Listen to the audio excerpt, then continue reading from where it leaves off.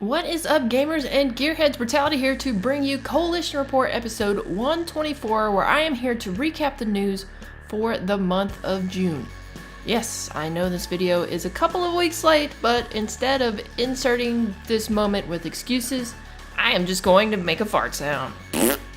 Now that we got that out of the way, let's recap what happened last month. As suspected, E3 came with new surprises for Gears of War. This included new campaign gameplay from Gears 4, which showed off one of the weapons I was most excited to see, the Buzzkill. It also revealed that Marcus Phoenix, JD's father, is back in action as the old Marcus leans forward and says, "Welcome home, James." By the way, if the D in JD stands for Dominic, my heart is going to melt. But in any case, is Marcus still alive during this battle with the Swarm? Is this a flashback moment, or is this like a Weekend at Bernie's scenario where the Swarm are using him as a human meat puppet? Only time will tell.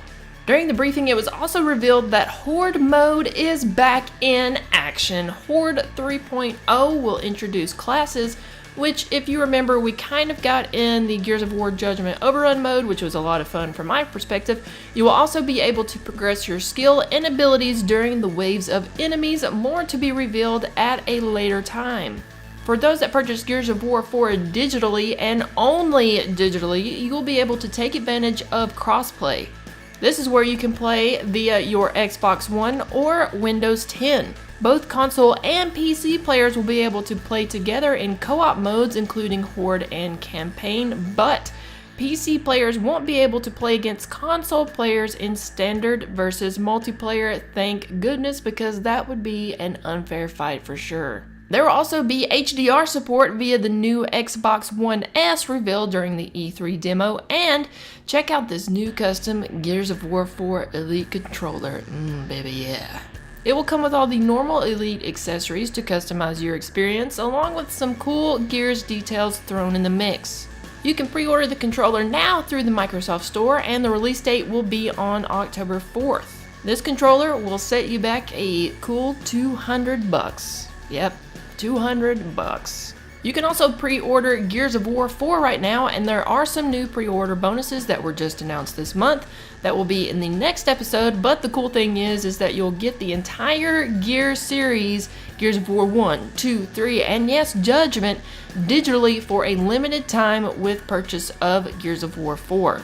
Now we'll go into the pre-order types and bonuses next time so we can have everything in one place so you guys can reference it. In the meantime, if you head over to GameStop's site, you can see some cool goodies that were announced recently, which we'll get into the next episode. But you'll also see a Gears 4 2TB external hard drive for $100 if you need some extra room. You can also see the Gears HyperX headset for $150. And if you're not aware, HyperX and the Coalition have teamed up for the Gears of War esports scene, and HyperX is doing a little bit of sponsorship there. If you want to sport some new Gears swag, you can make your way to Hot Topic to grab this tee. If you prefer a baseball tee, there is a version of this on the Gears of War official store.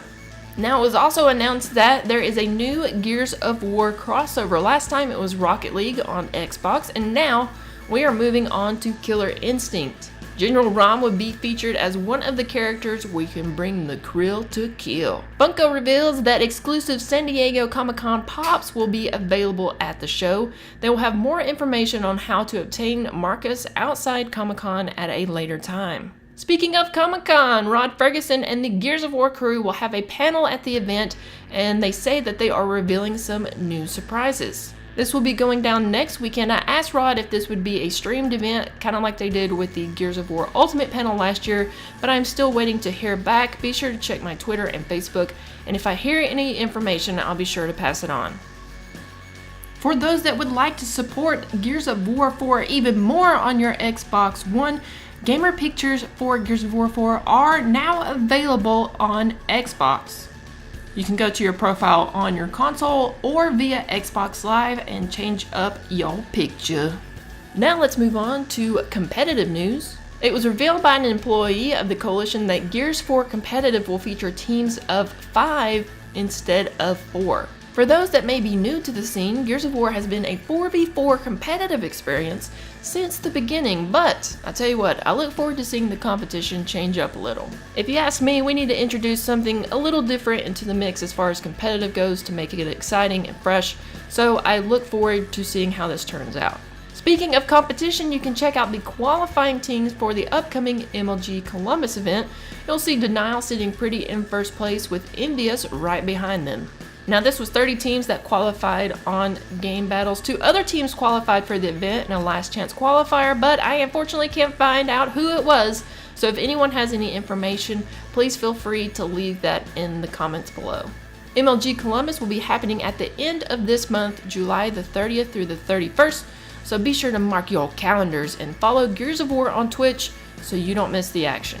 That's all the news I have for you for the month of June, Gears. More exciting things to be recapped in July's episode. Thank you again for all your patience, for hanging in there with me. I really appreciate all your support, and I can't wait to see what surprises await the community. Until the cog turns again, I'll have some more news for you next time. Have a wonderful July.